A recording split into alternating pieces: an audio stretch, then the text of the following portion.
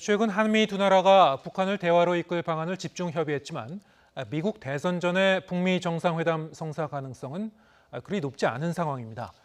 특히 북한도 실익이 없는 북미 회담은 필요 없다고 선을 그은 가운데 남북미 간 대화 재개를 위해서는 정부의 새 외교안보 라인의 역할이 더욱 중요해졌습니다. 차정윤 기자의 보도입니다.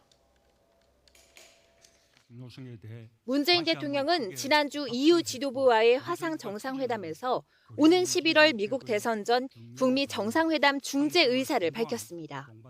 평화의 위협에 석탄 철강 공동체라는 창의적 노력으로 극복한 유럽의 용기는 한반도 평화를 염원하는 우리에게 깊은 공감을 주고 있습니다.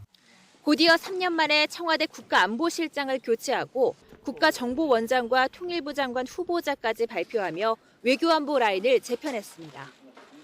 남북관계에 잔뼈가 굵은 중량급 인사를 전면에 내세워 한반도 평화 프로세스 재개 동력을 얻으려는 포석으로 해석됐습니다. 현 상황에 대해 신중하게 대응하되 때로는 담대하게 움직일 수 있도록 준비할 것입니다.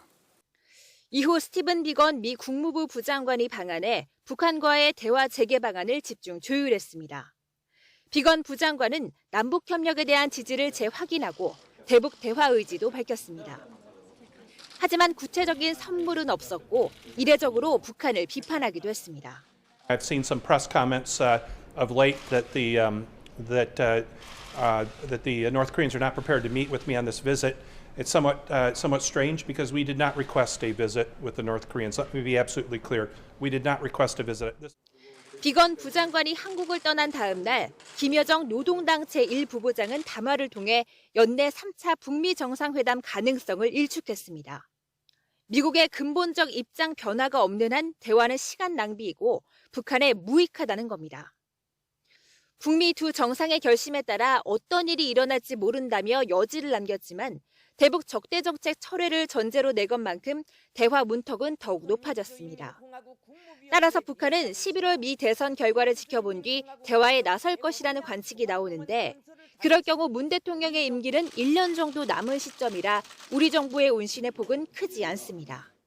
문 대통령의 북미 간 중재 역할 제안에도 북한이 호응하지 않고 있는 가운데 이달 국회 인사청문회를 거칠 새 외교안보 라인의 물밑 조율과 대북 정책 성과가 더 중요해진 시점입니다.